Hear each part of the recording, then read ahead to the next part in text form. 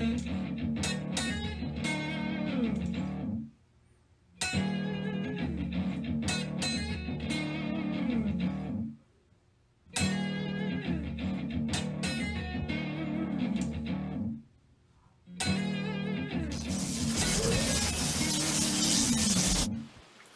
tuned, stay tuned, stay tuned. I'm here with Coach John Brett. And I'm here with the vet, Ian Griffin. Got a little downpour going on behind us. Y'all didn't think it rained in Texas. Man, it's raining in the pool. Makes you want to get in there. That heated pool. Well, probably not. It'd be cold. It'd be cold, yeah. Yeah, so, hey, we all survived Thanksgiving, Coach. Probably gained a little bit too much, but we'll be all right with that. But we figured since we're coming close to certifying the election, everybody got their little drawers in a wad, let's just say, their panties in a wad, saying, well, why ain't this been done yet? Well, officially, it ain't certified till like December 12th or whatever. So anyway, we're going to talk a little bit about what in recent times has stirred, I think, laid some foundations of some controversy that we still have today, and that's the Bush-Gore election. Yeah, and I think a lot of times things happen, and when they're happening for the first time in a lifetime, it's just, I remember that time period being like every single day, it was like something new, from Florida to the Supreme Court, to Bush's camp, to Gore's camp. But I think sometimes what we're going through now is that's kind of the foundation start of the people's feelings of the disconnect we have now with the voting and these machines and the ballots and the butterflies, all these terms, kind of like a lot of the disinformation and misinformation and not really trusting the government that started maybe when the Kennedy assassination. A lot of people believe that was the foundation where all that cover-up started. But anyway, Bush-Gore is a great topic. It's something that I've studied and heck, I was just listening to a podcast recently over it. It's great stuff.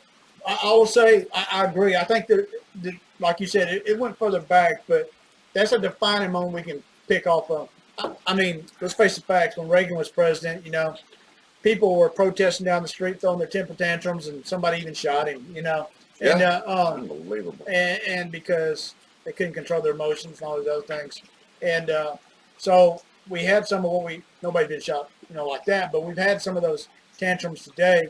But the Bush-Gore, that was kind of the first time we ever heard this term. He's not my president. Yeah, interesting. And I think it festered from there, to be honest, because people felt that, well, hey, until he won the second time, President Bush, George W., that he really wasn't validated as the president, although I don't know how you validate anything higher than the Supreme Court in our land. Yeah. I mean, they validated it. But so kind of unique is they had two cases go up. Yeah. And one had a 7-2 verdict and one had a 5-4 verdict, Coach. And the 7-2 verdict, and this is kind of going to things, is one of the people that were that voted against was Ruth Bader Ginsburg. And it was on equal protection. Sure. But that doesn't mean that she's wrong. It just means that she sees the Constitution and what happened a little different than the other people did. Sure. And that's how all justices are. And a little bit of foundation for it. Going into the election, you have to remember, for some of you that don't remember, first of all, at that time I was just turned 30. So it was like the really first election I was really into more. I think in your 20s, you're like kind of, you wanted, I voted for Clinton because he played saxophone on MTV. I'm just saying. But I can't believe I just said that out loud. Because you were boxers, wasn't it? Oh, it was. Well, because he knew how to take care of the ladies. Anyway. Yeah. But prior to that, it was like the first time that I'd seen the media and dirty politics kind of come out in my lifetime that I could remember. I remember right before the election, Bush was kind of coming back, getting closer, and the polls were back and forth. And they brought up something that happened 30 years prior to him getting a DWI. Yep. And it was kind of like Clinton, the email thing with Comey coming out saying something. It made a switch for some people right at the end there, the October surprise type thing that we talk about. So going into the election, they knew it was going to be a few states that were going to be important, and one of them being Florida. And a lot of people don't remember this, but we had a Republican Secretary of State being Catherine Harris. Yeah. We also had a Republican governor in Florida that was his brother, Jeb Bush. And his brother told him, said, "Don't worry about it. I got you. This is no big deal." Yep. Well, it gets to be election day, and no one can figure out who's going to win the state. And this is when exit polls started coming together. Well, so Coach, I don't mean to butt in, No. but one thing that was discussed, and I have like 3 of George W. Bush's books, so I couldn't tell you which one it came out of. But one thing was discussed is he called his brother Jed because he had heard on the news about 7 days prior that, hey, that race is tightening up. Mm-hmm. And Jed says, you're up by 8 points or 7 points. Right. This isn't going to be a problem. And then about 3 days prior to the election, they released, and this is misinformation being released, but they released that Jed Bush had pushed for Social Security bill that would enhance it, actually. But the title of it was Social Security reform is what he was pushing for. And we all know what's in Florida is a lot of senior citizens. Yeah, absolutely. And so it was a strategic move, and it kind of worked a little bit because it put fear in people's ideas there. Sure. And that was one of the things that pushed to sway Florida a good bit. And then, of course, also the second thing you had was you had the different time zones. And that's what one of the things that was very big, and that's what Karl Rove got pissed off immediately, is when the exit polling was different. There used to be that 1 or 2 had their own exit polling, and then they put them all together, all the networks, and said, okay, we're going to just pay this one company, we're all going to use it. Now, that doesn't mean that we're all going to say at the same time that this state won and this one didn't. The information is going to be there, and every individual network can decide, are we going to call the election or not. So what happened was in Florida was they went ahead and called it for Gore before the Panhandle states had even closed the polls. And Rove got on the phone and said, wait a minute, you can't do that. You can't set a precedent of calling a state before the polls even close, because that means people that are driving there will just stop. Well, why go? Yeah, We've already lost. Yeah. So they call it for Gore. There's this weirdness going on where Karl Rove picks the phone and starts calling. Everyone's saying, look, this is way too early to do this. We got Republican counties that aren't even there yet. It's not right. And so that started this whole night of then called it for Gore. Then they switched it to Bush. Gore then is going to concede to Bush. He gets in the car to go to the hotel. They then realize that there's some other votes coming in. Now it looks like Gore might win. Yep. They're trying to get in touch with Gore. They can't get in because it's not like it's cell phone city back then. And before he gets on stage, they're like, do not concede. And he goes, well, I already called him. He goes, well, you got to recall him. Yep. And so he picks up the phone the second time and says, George, it's a little bit early. I shouldn't have done that. And George said, do what you got to do, pretty much. Yep. And that's when it all started. And so of course, then it goes up to the Supreme Court. And I forget which which the cases were titled. One of them was against Harris itself.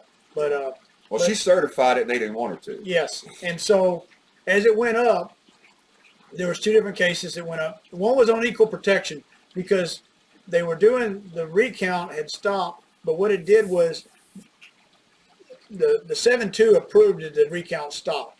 Okay. But what the deal was specifically different standards for different areas, kind of like in the Panhandle compared to Broward County. And they said under equal protection clause that you cannot have different standards within the state. Right. You know, so that won in the Supreme Court 7-2. But that today is the very issue that was being brought up in Pennsylvania today is different standards in Philadelphia and Pittsburgh region compared to the rest of the state. Right. So and it's very hard because different counties, because even though it's a nationwide election, we let the states decide, and then we let the counties decide how they have different ballots, differences, because some of this, like Tyler uses thumbprint and they use punch, and then there's smaller counties out in the country that can't afford all that, and they use a different ballot. And that's one of the things that happened in Florida was there were so many candidates on the ballot in Florida that they actually used what they call a butterfly ballot. Yeah. And the lady was actually a Democrat, was trying to make it easier because a lot of people, like you said, in Florida are senior citizens and they can't see. It printed out because there were so many, it printed out so small that she was worried that they wouldn't see who they're voting for. So by increasing the size of the names, it put them offsetting on the butterfly ballot. And so they were like, and then the hanging Chad and all these things. But one of the things we realized yes, it went to the Supreme Court, but what went to the Supreme Court was the lower courts, the Supreme Court of Florida making a decision, and the Bush people didn't like that decision, so they asked them, would they make a decision if something they were doing was unconstitutional? And the 14th Amendment, the Equal Protection Clause that you bring up, is one of the most used amendments when it comes to people's protection in our country, because we want equality. And if you're going to have certain things in 4 counties and there's 67 counties, it needs to be the same, because if it's not fair. And that was ended up being the reason that Bush v. Gore won, was because of pretty much the equal protection was being violated. Yes, and so also to explain the difference from Florida to Pennsylvania, and I'm not going to go into a lot of details, but it's also how the state constitution was written. Right. And that's what the Supreme Court went back on under the Equal Protection Clause, is accordance to how the state constitution was written. That's why they voted 7-2. Whereas that might not be the case in Pennsylvania. I don't know how their constitution is written. So anyway, and then you had the second Supreme Court case, and that was a 5-4 decision ruling against the remedy of going back and doing a Florida recount. Yeah, they said, hey, you got what you got. This is what we're going with. We're not going to go do another recount. Yeah, and that was a little more testy in the Supreme Court. Sure. But it was a 5-4 decision. Yeah.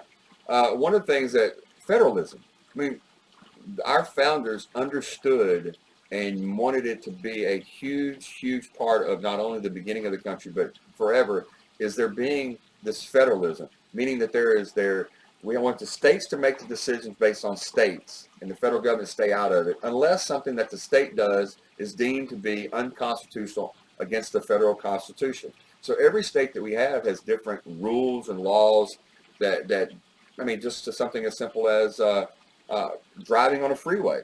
If you're on I-20 and you're in Texas, and then you're in I-20 and you're in Louisiana, there are different rules for that same highway based on the state you live in. And that came into play big time in not only in that election, but in most elections, because every state has their way of dealing with ballots, how they deal with certification, how they deal with the electorals. Some people don't even know that the 1800 election and prior, it didn't have popular vote. It was electoral votes. Your representative of that state decided who was president. Wow. Can you imagine that today? If just the senators made that decision? But it's the way that the states do things that are different in different ones. And Florida had certain standards and rules that only Florida had to do at that time. But the only thing that they had to make sure of was, when it did go to the Supreme Court, is any law that Florida did for their election laws, it had to be fair based on the constitutionality of the federal government. And it was. And the 5-4 decision is just like a 5-4 decision in most of the cases today. It's political. It's not supposed to be a political branch, but it has become a political branch in the last 50 or 60 years.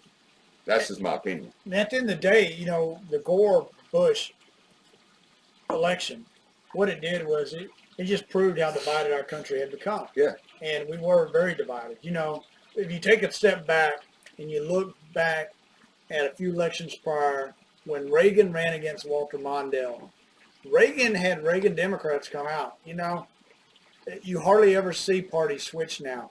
The parties, and I think the root of that lies in the Bush-Gore. Everybody kind of said, Katie bar the door, we're standing our ground with our party, instead of maybe standing ground with the country. Yeah. We stand ground with our party no matter what, because, that's what we do. And that has been a big divide, is that right there, because there were some people that felt the election wasn't done right. And there was no alternative, because it went to the Supreme Court and they made the final decision. History will say that 50 years from now. It was a done deal, Yeah. And but it left people spurned.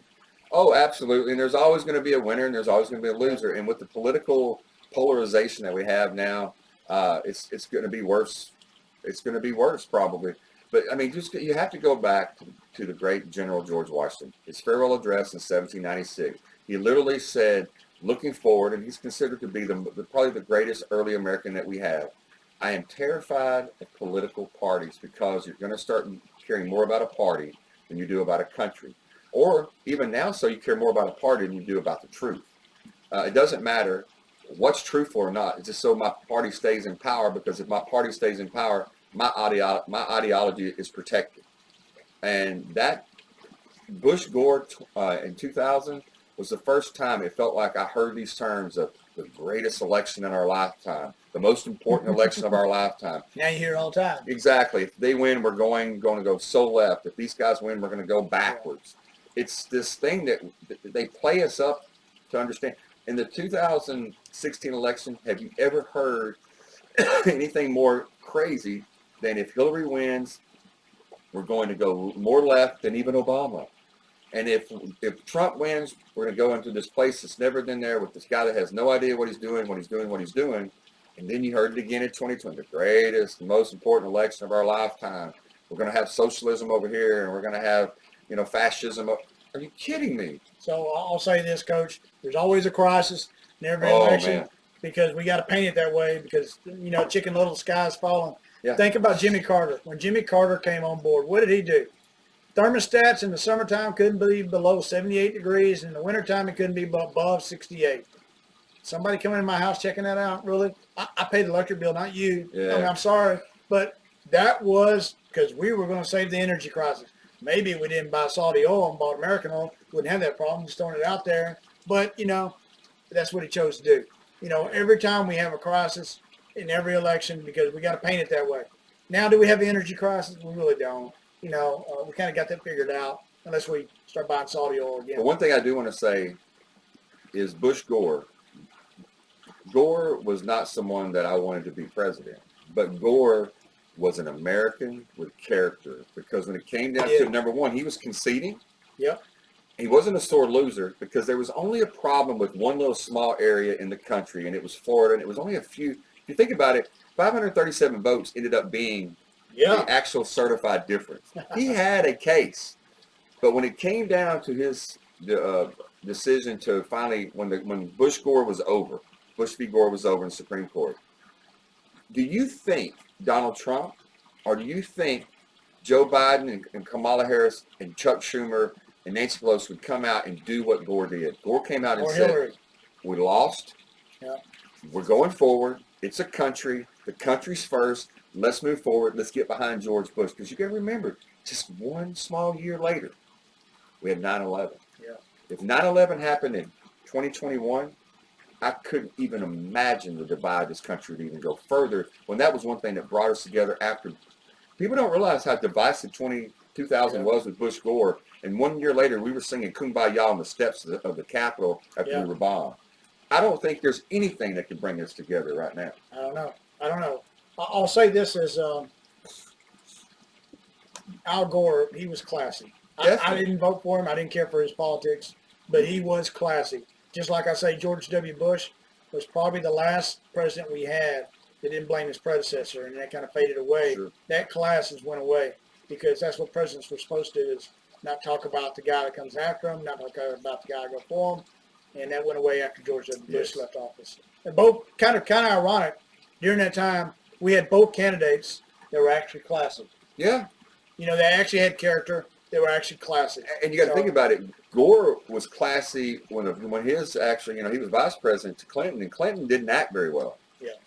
Gore was the same way. And I have to say that about Pence. I was going to say, now you said that, that's something that my wife says every time she sees him up there, that's Mike Pence, that he is a stable, classy guy no matter what. And I think that's one of the things that a vice president needs to be. Yes. Just like a first lady needs to be a certain way. And I hate to say, they're supposed to be presidential and they're supposed to be vice presidential or whatever. But a vice president, a good vice president, is not someone that's just out there rah-rahing.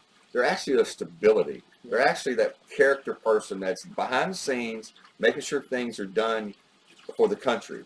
And, we can go, that might be a good one that we've never even done, is some of the best vice presidents of all time. Because the vice president, a lot of times, is the springboard too, but a lot of times it's just, that's the role.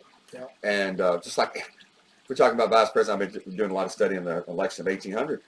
Aaron Burr was one of our vice presidents. Yes. And Aaron Burr was a criminal. Yes. He was a snake, a scoundrel. He never told the truth. Some of these people around said, he will never tell the truth when the truth is better. I mean, this is how bad this guy was. But then we've had some great vice presidents that have come on to be great Americans, and we have some that just did their role. And I want to tell you, Gore was one of those guys, and I really appreciated Gore, the way he ended up finishing off his career. I don't agree with his politics. I don't agree with his greenness and all that No, stuff. I But don't you know either. what? He's passionate about it. And I think Pence will probably be remembered for that way. Pence doesn't have a political future as a president, if you ask me, No, he's because he's too presidential. unelectable. He's unelectable. We like Yeah, controversy. Oh, We like to stir the pot, and but I think he's very Bush pleasant. Bush Gore will go down in the history books as one of those. And some of you guys that do listen to this, read about the election of 1800, 1860 with Lincoln, 1920, an unbelievable election. The 1960 election, Kennedy probably didn't even win without. I know he didn't win without the mob. Yeah. 2020, and of course Gore and 2000.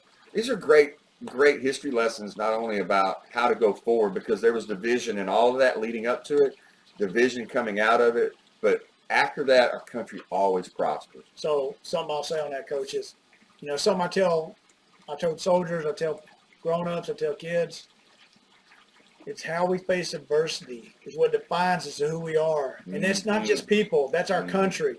And this little time in history will be a speed bump 10 years from now. Because all it will be is a speed bump. But it will be a foundation of something, or how we reacted to it. If we threw a temper tantrum the day after election or the day after inauguration, like we did 4 years ago, or did we handle it with class and move on? Losses hurt. Yeah. But most of life is about losses. Life is difficult, and losses happen a lot. I lost a game this weekend that was absolutely heart-wrenching because we beat the team prior to this win would have put us in the final. Their team had 11. They got 11 penalties. I mean, we had 11 penalties. They had 1. The only penalty they got was when our guy retaliated when they got a penalty because he was getting hit in the head. Everything seemed to go against us. Their coaches were screaming across at us and some of our kids on the field. But as soon as that game was over, we took our hats off. We went over and shook their hands. We prayed with them in the middle of the field, and we moved on. We could have acted a fool. We could have thrown things, and we would have been justified maybe because we thought we should have won the game. But you know what? Sometimes the best thing for your country, the best thing for your family, the best thing for even yourself is move on and fight another day. I agree, Coach. It's been a good segment. So I'll say this from the coach. To the vet. Stay tuned, stay tuned, stay tuned.